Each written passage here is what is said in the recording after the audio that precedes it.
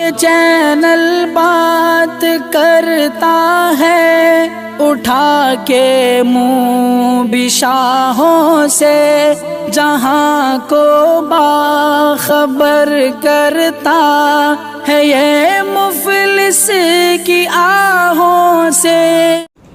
ناظرین گرامی السلام علیکم ورحمۃ اللہ وبرکاتہ۔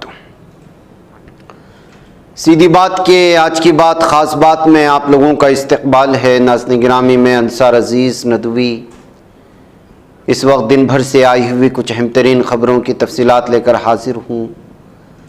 تفصیلات میں جانے سے پہلے آپ لوگوں سے جو درخواست ہوتی ہے، جیسا کہ آپ لوگ جانتے ہیں کہ اس وقت ہمارا کام کہاں چل رہا ہے اور لگاتار چل رہا ہے، مختلف بستیوں میں، پہاڑی علاقوں میں ہماری ٹیم پہنچ رہی ہے۔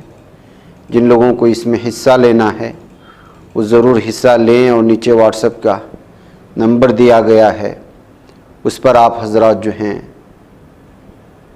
میسج کریں گے، واٹس ایپ کریں گے تو آپ کو تفصیلات ملیں گی۔ آئیے ناظرین گرامی پہلی خبر کی جانب بڑھتے ہیں۔ دہلی کے وزیر اعلیٰ اروند کیجریوال ہفتے کی صبح قومی راجدھانی کے راؤس ایونیو کورٹ میں پیش ہوئے، جہاں انہیں ای ڈی کے سمن کو ماننے کے معاملے میں ضمانت مل گئی۔ اس دوران عدالت کے اندر باہر سیکورٹی کے سخت انتظامات کیے گئے تھے۔ دراصل عدالت نے ایکسائز پالیسی کیس سے متعلق مبینہ منی لانڈرنگ معاملے میں انفورسمنٹ ڈائریکٹوریٹ کی شکایت پر وزیر اعلیٰ کیجریوال کو جاری سمن پر روک لگانے سے انکار کر دیا تھا۔ لوک سبھا انتخابات 2024 کا نوٹیفیکیشن جاری ہوتے الیکشن کمیشن کا ماڈل کوڈ آف کنڈکٹ نافذ ہو چکا ہے۔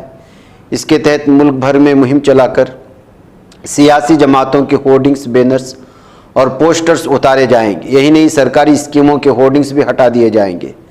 ضابطۂ اخلاق کی خلاف ورزی کی اطلاع براہ راست الیکشن کمیشن کو دی جا سکتی ہے۔ کمیشن اس پر تیز رفتاری سے کارروائی کرے گا۔ ایک طرف سرکاری اہلکار ضابطۂ اخلاق کے حوالے سے لوگوں میں معلومات کی کمی کا فائدہ اٹھاتے ہوئے کام کرنے سے انکار کر دیتے ہیں، ساتھ ہی لوگوں میں یہ غلط فہمی بھی ہے کہ ضابطۂ اخلاق کا اطلاق صرف سیاسی جماعتوں رہنماؤں پر ہوتا ہے۔ اگر آپ بھی ایسا سوچتے ہیں تو آپ ہوشیار ہو جائیں، خلاف ورزی کرنے پر آپ پر بھی جرمانہ ہو سکتا ہے۔ اس مرتبہ لوک سبھا انتخابات کے دوران جن ریاستوں میں سبھی 7 مراحل میں انتخاب کرانے کا فیصلہ الیکشن کمیشن نے کیا ہے، اس میں اتر پردیش بھی شامل ہے۔ لوک سبھا سیٹوں کے اعتبار سے اتر پردیش ملک کی سب سے بڑی ریاست ہے، اس لیے یہاں زیادہ مراحل میں انتخاب کرائے جانے کا امکان پہلے سے ہی ظاہر کیا جا رہا تھا۔ اس ریاست میں لوک سبھا کی 80 سیٹیں ہیں، جہاں الگ الگ تاریخوں میں ووٹ ڈالے جائیں گے۔ سبھی سیٹوں پر ڈالے گئے ووٹوں کی گنتی ایک ساتھ 4 جون کو ہوگی اور اسی دن نتائج بھی برآمد ہو جائیں گے۔ الیکشن کمیشن نے لوک سبھا تاریخوں کا اعلان کر دیا ہے۔ پورے ملک میں 7 مراحل میں انتخاب ہوں گے۔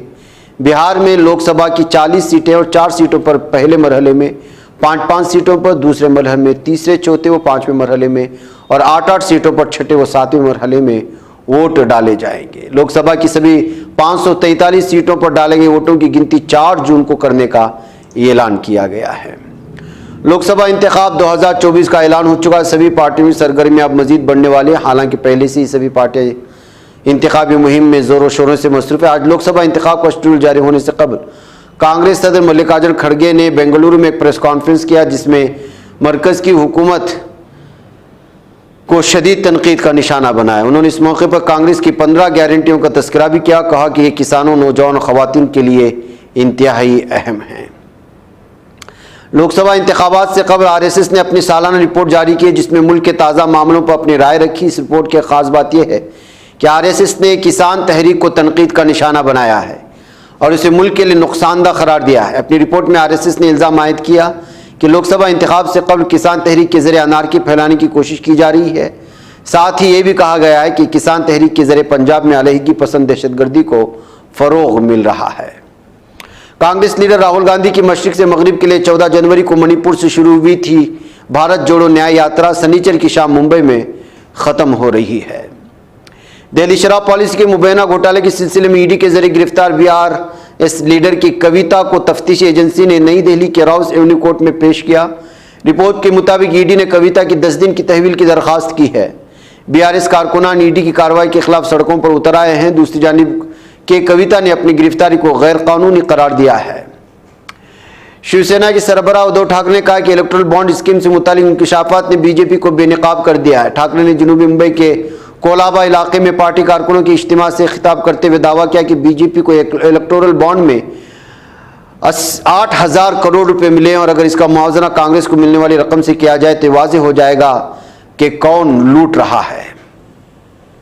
مرکزی وزارت داخلہ نے جمعہ کو ایک موبائل ایپ لانچ کیا جو اہل لوگوں کو شہریت ترمیمی قانون 2019 یعنی CAA کے تحت ہندوستانی شہریت حاصل کرنے کے مقصد سے درخواست داخل کرنے کی اجازت دے گا۔ وزارت داخلہ کے ترجمان نے اس سے متعلق جانکاری دیتے ہوئے بتایا کہ ایپ گوگل پلے اسٹور یا پھر Indian citizen ship on line .nic.in سے ڈاؤن لوڈ کیا جا سکتا ہے۔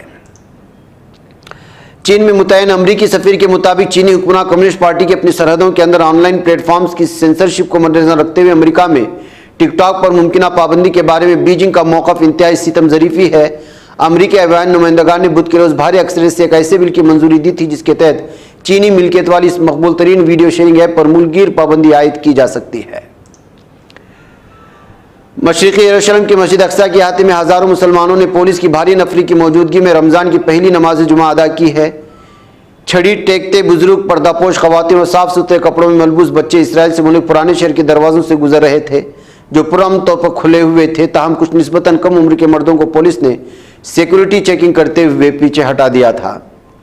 اقوام متحدہ کی جنرل اسمبلی نے 15 مارچ کو اسلام فوبیا کے خلاف عالمی دن کے موقع پر اسلام فوبیا سے نمٹنے کے لیے اٹھائے جانے والے اقدامات سے متعلق قرارداد کا مسودہ منظور کر لیا۔ اس حوالے سے رائے دہی میں 115 مثبت اور 44 غیر فیصلہ شدہ ووٹ پڑے ہیں۔ متحدہ امریکہ کا کہنا ہے کہ اس نے حماس کی جنگ بندی کی نئی تجویز کا محتاط اور مثبت طریقے سے خیر مقدم کیا ہے اور یہ تجویز اس مسودے سے مطابقت رکھتی ہے جس پر وہ کام کر رہے ہیں۔ وائٹ ہاؤس کے قومی سلامتی کی امور اطلاعات کی مشیر جان کربی نے اپنی یومیہ پریس بریفنگ میں صحافیوں کو غزہ کی تازہ ترین صورتحال سے آگاہی کرائی ہے۔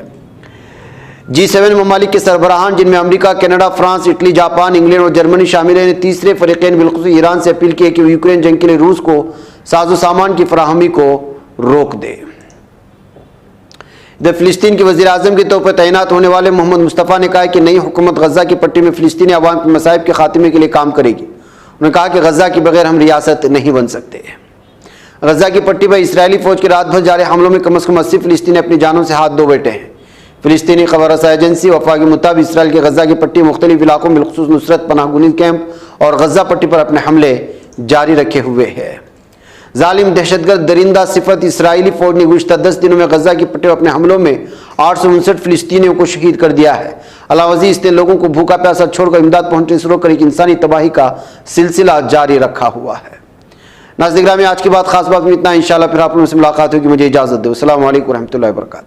تکمیلی تلبینہ، طاقت، صحت اور شفا کے لیے سنت اور طب نبوی کا بہترین نسخہ۔ ناظرین، کیا آپ بھی خوشحال مالداروں کی طرح کامیاب بزنس کر کے ہزاروں اور لاکھوں روپے کمانا چاہتے ہیں؟ اگر آپ کی ہاں ہے تو آج ہی سے اپنے علاقے میں تکمیلی تلبینہ کا آسان بزنس کرنا شروع کریں اور چند ہی مہینوں میں کامیاب بزنس مین بننے کے طریقے بہترین تجربوں کے ساتھ سیکھیں۔ بزنس مین بننے کا یہ موقع کہیں آپ کے بھی ہاتھ سے چلا نہ جائے، اس لیے ابھی ہم سے رابطہ کریں۔ 9890963757 Takmili food products private limited, Malegaon, India.